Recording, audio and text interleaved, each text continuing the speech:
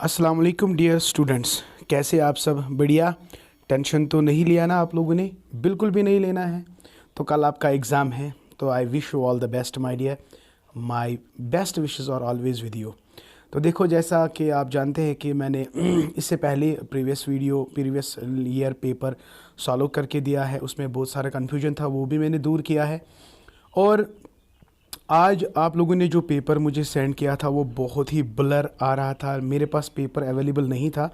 तो अगर ये आप आराम से वीडियो क्वालिटी बढ़ा सकते हो और देख सकते हैं, या मेरी वॉइस को आप कैच करो तो आपको ऑटोमेटिकली समझ आएगा कि सर क्या कहना चाहता है। बहुत सारे क्वेश्चंस हम यहाँ पे डिस्कस करेंगे। एक दो क्वेश्चंस यहाँ पे हैं जिनका कन्फ्यूजन है, वो हम ऑलरेडी आपको एनसर्कल करके देंगे, कोई दिक्कत नहीं। तो ऑलमोस्ट पेपर बिल्कुल ईजी है। हमने ये सब पढ़ा है अल्हम्दुलिल्लाह। अगर मेरे वीडियोस को आपने देखा होगा तो इंशाल्लाह आपको ये सारे इंशाल्लाह डेफिनेटली आएंगे। तो चलते बेटा, without any delay. Early childhood is a period of growth and development that extends from dash of age. हमेशा याद रखना बेटा, ईसीसी की एज को लेकर अगर हम बात करेंगे, it is 0 to 6 years when we talk about about the age. तो अगर हम यहाँ पे देख सकते हैं ना, ये यहाँ पे 2 to 6 आ रहा है, 3 to 12, 12 to 13, 13 to 19। तो अप्रोप्रिएट ऑप्शन कौन है? ये वाला है ना, ए ऑप्शन, राइट। तो कन्फ्यूजन बिल्कुल भी नहीं होना है। क्वेश्चन नंबर सेकंड पे चलते हैं बेटा जल्दी से। Question number second is which of the following is not an objective of ECC. देखिए, अगर हम ईसीसी की बात करेंगे, सिंस जो बच्चा होता है ये बिल्कुल मतलब 0 to 6 year तक होता है, वहाँ यहाँ से लेकर यहाँ तक, यानी 0 से लेकर 6 साल तक आपके माइंड में कौन कौन से ऑब्जेक्टिव्स होने चाहिए? गुड हेल्थ भी सही है, मस्कुलर कोऑर्डिनेशन होनी चाहिए, गुड हैबिट्स होनी चाहिए। इनको लीडरशिप क्वालिटी थोड़ी ना लीडर बनना है उस वक्त। तो ये जो क्वेश्चन नंबर सेकंड है ना बेटा, तो लीडरशिप क्वालिटीज़ डेवलप करना ये ऑब्जेक्टिव नहीं है ईसीसी के लिए। बाकी जितने भी ऑब्जेक्टिव्स है वो बिल्कुल ओके है। नाइस। क्वेश्चन नंबर थर्ड पे चलते हैं। What is the full form of ICD? ICD is integrated child development services. तो इंटीग्रेटेड कहीं पे है, राइट। तो पहला ही ऑप्शन क्लियर है, तो ये तो आपको आएगा। चले बेटा जल्दी से। नेचुरलिस्टिक एंड कंट्रोल्ड और the two types of its observation method है। तो ऑब्जर्वेशन मेथड में आपको याद रखना है, इसमें पार्टिसिपेंट भी है और नॉन पार्टिसिपेंट भी है। कंट्रोल्ड एंड नेचुरल, ये सारे बेटा किस में है? हाँ, नेचुरलिस्टिक ऑब्जर्वेशन मेथड में है। ओके, तो sorry question number 5, which of the following act as a data for case study method. ये तो रिपीटेड क्वेश्चन है। आर्टिफैक्ट्स है, डॉक्यूमेंट्स है, आर्किवल रिकॉर्ड्स है, तो all of the above is correct answer my dear. Question number 6 पे चलते हैं।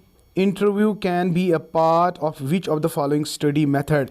Experimental method, no. Observation method, case study method and none of these, right.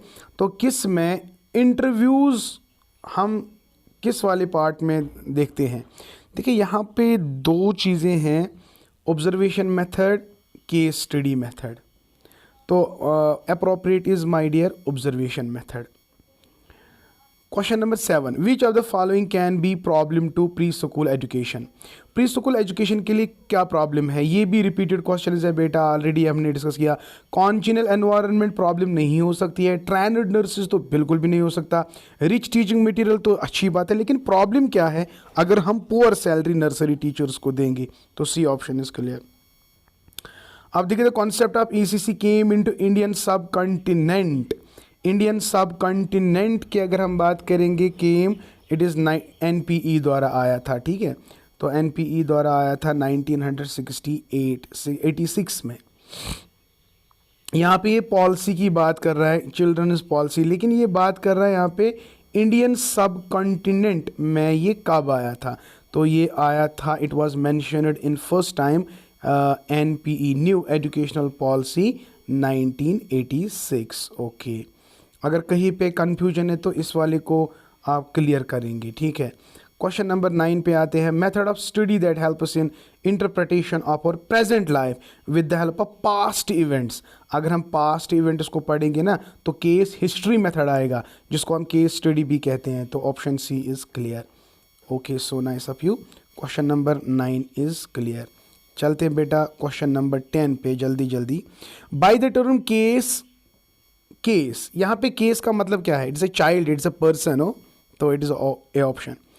Which of the following activities can help in emotional development of a children? Emotions को देखिए, emotions की अगर हम बात करेंगे, देखो जंपिंग है, रनिंग है, रीडिंग है, ये सारे बेटा फिजिकल डेवलपमेंट यानी मोटर डेवलपमेंट में मदद करेंगे। लेकिन इमोशनल टच जो होता है ना वो पेंटिंग में होता है, यानी फिंगर पेंटिंग। तो finger painting is basically activity है जिससे आप इमोशनल यानी इसमें एस्थेटिक्स वैल्यू छुपे होते हैं पेंटिंग्स में, हैं जिससे इमोशनल स्प्रिंग हो जाते हैं। Okay, now question number 12, which of the following is not a social skill? देखिए बेटा, अगर हम कॉपरेशन के, सोशल का मतलब क्या है? सोशल का मतलब यहाँ पे है when you interact with in a group. तो जब आप कॉपरेशन में you have to show the cooperation between the members of the family और ग्रुप। शेयरिंग में भी ग्रुप आएगा, फ्रेंडशिप में भी ग्रुप आएगा। लव जो है ये इंट्रिंसिक क्वालिटी होते हैं, इंसान के अंदर होती है, ठीक है। तो love is here emotion, but जितनी भी सारी चीज़ें हैं ना ये सारे सोशल स्किल्स है। लेकिन अब ये क्वेश्चन क्या बोल रहा है? Which of the following is not social skill? तो love is not a social skill, it is emotion. Okay, now question number 13, which of the following activities help in social development of a children? तो social activities मतलब develop करने के लिए कौन कौन सी activities ज़रूरी है? प्लेइंग, शेयरिंग, ये दोनों बेसिकली इंपॉर्टेंट है बच्चे को सोशलाइज बनाने में। तो it is option number B is clear. Now okay, देखिए बेटा ये वाला पॉइंट इंपॉर्टेंट है, यहाँ पे हम क्लियर करेंगे ये दोनों चीज़ें। Jumping, bouncing, crawling are some activities that promote. देखो ये जंपिंग, बाउंसिंग, क्रॉलिंग, आपको याद है मैंने आपको मोटर डेवलपमेंट पढ़ाया था, यानी gross motor skills and fine motor skills. यानी ये जंपिंग, हुपिंग, बाउंसिंग ये मोटर एक्टिविटीज़ है बेसिकली। तो मोटर एक्टिविटीज़ में ये आएगा ऑप्शन नंबर ओके कोई क्वेश्चन नंबर 14 का बी ऑप्शन सही आंसर है, ठीक है। मोटर और मोटर एबिलिटी में याद रखना बेटा, we have two types of motor activities, fine motor and gross motor. Gross motor में हम बड़े मसल्स का इस्तेमाल करते हैं जंपिंग, हुपिंग में, और अगर आपको लिखना होगा या राइट करना होगा किसी, तो वहाँ पे फाइन मोटर स्किल्स का इस्तेमाल होता है, ठीक। Okay, which of the following can hamper motor development of a child? Motor development में मतलब हैम्पर का मतलब क्या है? जो कमी करेगा किस डेवलपमेंट मोटर। अगर बच्चे का पुअर हेल्थ होगा ये भी कमी करेगा, अगर पुअर न्यूट्रिशन है, डिजीज़ है, तो my dear option is all of the above correct 15 का। ओके, क्वेश्चन नंबर 16 पे आते हैं, the phenomena of exhibiting novel and original pattern. देखो बेटा बहुत इंपॉर्टेंट है, जब भी आप नॉवल चीज़ सुनोगे, नया कुछ आइडिया सुनोगे, तो समथिंग न्यू, समथिंग नॉवल, तो याद रखना it's a creative development, right, creative development. तो आप देख सकते हैं बेटा यहाँ पे क्रिएटिव है कहीं पे, सही है ना। तो यहाँ पे creative development is the creativity. देखो क्रिएटिविटी में क्या होता है, जब आपका कोई ओरिजिनल चीज़ होगा या नॉवल जो बच्चे में है, when you discover something new, when you invent something new, तो that means you have a creativity, right. Okay, now question number 17 पे चलते हैं। Preparation, incubation, illumination and verification, जिसको मैंने PIIV कहा था, तो it is basically an intellectual process. तो ये 4 स्टेप्स है बेटा, अगर आपको याद होगा मैंने अच्छे से इस पे वीडियो बनाया है। Okay, now coming to question number 18 पे आते हैं। The average weight of a new born baby is, याद करो बेटा मैंने आपको कहा था 2.5 से लेकर 3.5 kg तक वेट होना चाहिए न्यू बॉर्न बेबी का, तो इसको नॉर्मल माना जाता है। तो कहीं पे है इन बिटवीन, है ना बेटा। ऑप्शन ए इज़ क्लियर कि ऑप्शन ए आपका सही है कि 3 kg must be the approximately. हाँ, now 19, imitation by pre school children. देखो जब बच्चा मतलब प्री स्कूल में इमिटेट करता है बाकी जो पर्सनल्स होते हैं, माँ बाप भाई वगैरह, तो इससे इसकी क्या डेवलप हो जाती है? Social development. इमिटेशन में से सोशल डेवलपमेंट, ये सोशल डेवलपमेंट थ्योरी जो एल्बर्ट बेंडूरा ने दी थी। ओके, नाउ क्वेश्चन नंबर 20 पे आते हैं। Which of the following foster the development of children? देखो डेवलपमेंट ऑफ चिल्ड्रन के लिए कौन कौन से फैक्टर इंपॉर्टेंट है? गुड न्यूट्रिशन भी होना चाहिए, हैप्पी फैमिली भी होनी चाहिए, कॉन्जीनियल एनवायरनमेंट भी होना चाहिए। तो माय डियर 20 का ऑप्शन नंबर डी क्लियर है। Okay, now which of the following specially emphasised investment in the development of young children. देखो, जब हम इन्वेस्टमेंट की बात करेंगे, अगर हम पॉलिसी की बात करेंगे तो यहाँ पे नेशनल पॉलिसी एंड चिल्ड्रन है, लेकिन इन्वेस्टमेंट यानी सो फार एज जो भी नेशनल पॉलिसी में दिया गया उस चीज़ को इन्वेस्ट करना। अगर आपको याद है, नेशनल पॉलिसी ऑन चिल्ड्रन ने जितने भी रिकमेंडेशंस दिए हैं उनको एनपीई ने रिकमेंड करने की कोशिश की, यानी इंप्लीमेंट करने की कोशिश की। तो 21 का ऑप्शन नंबर ए है, national policy on education, right. तो याद रखना है बेटा, क्वेश्चन नंबर 22 में क्या आएगा, national policy on education recommends dash at pre school है। तो ये इसमें मतलब discourage 3 hours, not introduction of 3 hours, यानी that is a play age है।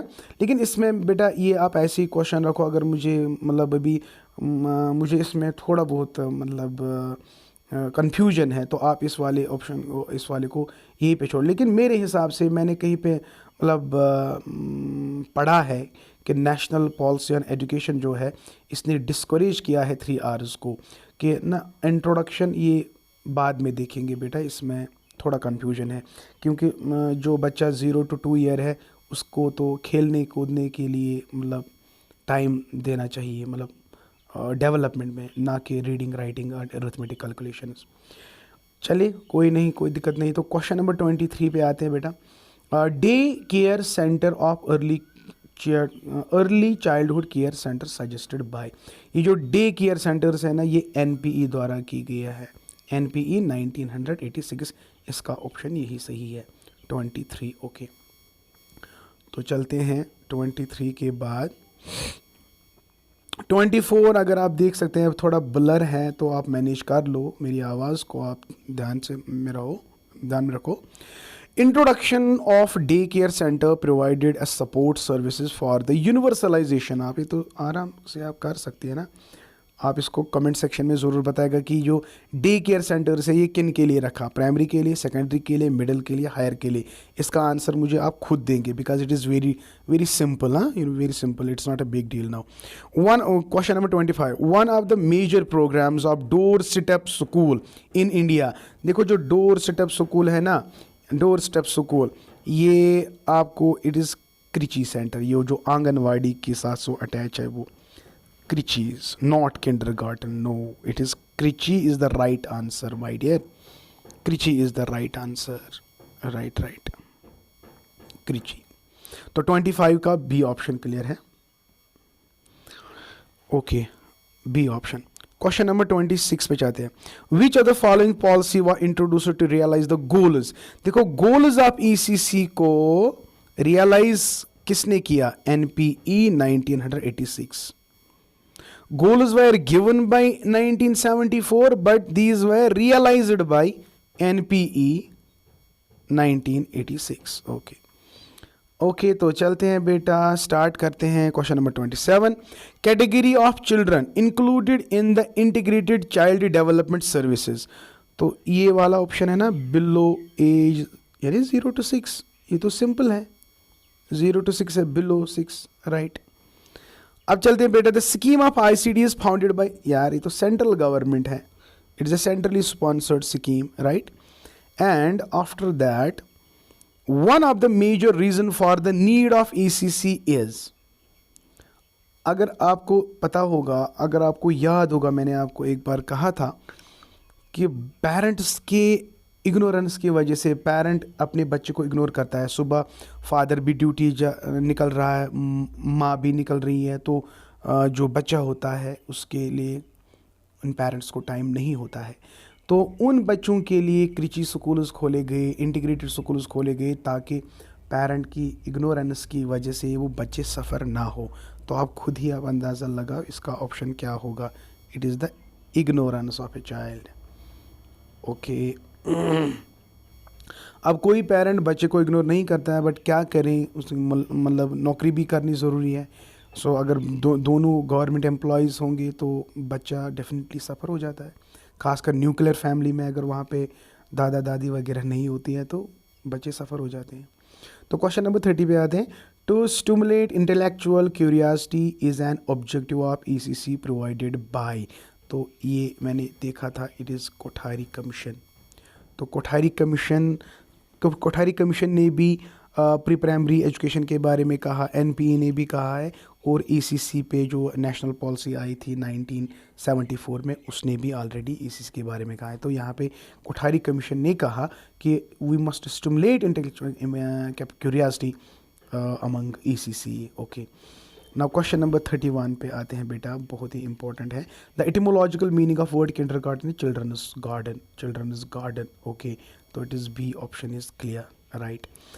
And after that you can see who considered to be the founder of kindergarten. ये तो Froebel है, बार बार हम Friedrich Froebel, right, yes. Question number चलते हैं, क्वेश्चन नंबर 34 पे, who among the following considers school as a miniature store? It is John Dewey. John Dewey considers school as a miniature of society। John Dewey right option है। क्वेश्चन नंबर 35 पे चलते हैं। हालांकि इसमें तो आपको एग्जाम में क्वेश्चंस नहीं आएंगे बिकॉज ये आपके सिलेबस में नहीं है, फिर भी देखते हैं, ये आप इनको ऐसे ही याद रखो। John Dewey stresses upon which of the following method of teaching. तो देखिए, जॉन डीवे प्रैग्मेटिस्ट था, उसने learning by doing, learning by living, learning by experience. तो all of the above is right option my dear, all of the above. Okay, तो चलते बेटा question number 36 पे। Teaching through gifts and songs is the concept of kindergarten system of. Kindergarten आपको पता है, Froebel ने जो वो पोइम्स भी मतलब डेवलप किए थे, है ना। तो सॉन्ग्स, गिफ्ट्स या ब्लॉक्स एट्सेट्रा, तो ये these were the parts of kindergarten system. I hope बेटा इस पेपर से आपको बहुत ज़्यादा मदद मिली होगी। तो मैं उम्मीद करता हूँ कि बेटा आपका पेपर कल बहुत बढ़िया हो जाए। मैं वेट कर रहा हूँ आपके पेपर का। इंशाल्लाह you are going to rock that paper. तो जो ही आप पेपर मतलब अच्छी तरह से दोगे तो उसकी पीडीएफ फाइल आप बना सकते हो और मेरे व्हाट्सएप नंबर पे आप वो सेंड कर सकते हो, सो दैट शाम तक मैं उसकी की अपलोड कर सकूं। ठीक है, पूरी कोशिश करेंगे ऑथेंटिक की बनाने की, आपको टेंशन बिल्कुल भी नहीं लेना है। प्रीवियस वीडियो में जो एरर्स हुए थे तो sorry for the inconvenience.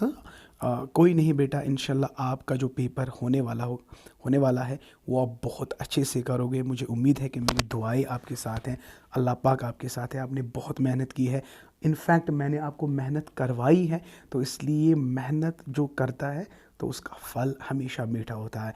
Thank you, may Allah bless you and keep always learning. और बेटा प्लीज़ टेंशन बिल्कुल भी नहीं लेना है, आराम से आप आज नींद करोगे इंशाल्लाह। और रात देर तक नहीं सोना है, देर तक नहीं जागना है बेटा।